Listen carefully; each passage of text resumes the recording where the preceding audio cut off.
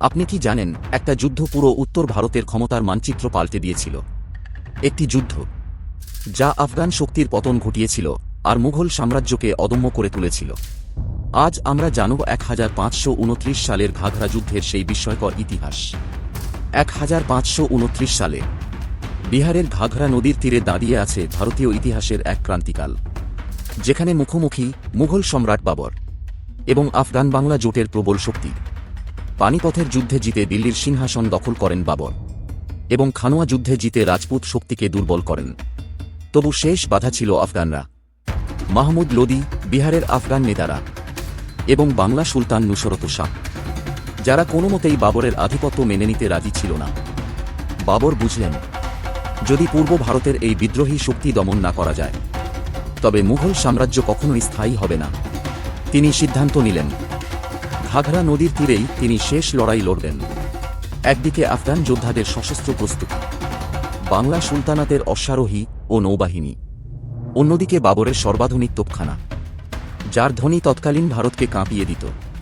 দুই পক্ষ মুখোমুখি দাঁড়িয়ে, মৃত্যুর মুখোমুখি, মহাযুদ্ধের অপেক্ষায়।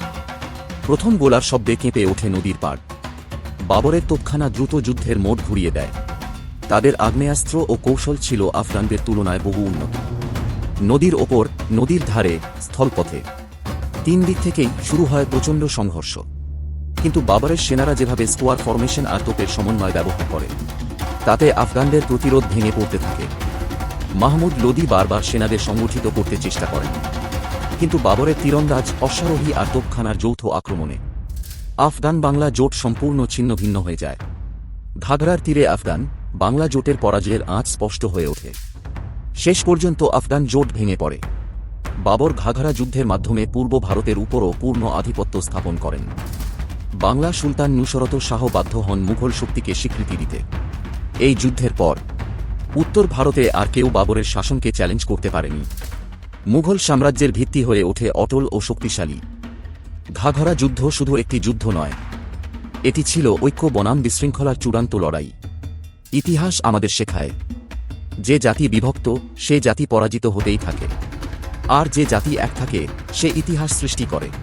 এই ভিডিওটি যদি আপনাদের ভালো লেগে থাকে, অনুগ্রহ করে লাইক করুন, শেয়ার করুন, চ্যানেলটি সাবস্ক্রাইব করুন এবং পাশে থাকা বেল আইকনে ক্লিক করুন, যাতে আমাদের পরবর্তী ইতিহাস ভিত্তিক ভিডিও আপনারা মিস না করেন।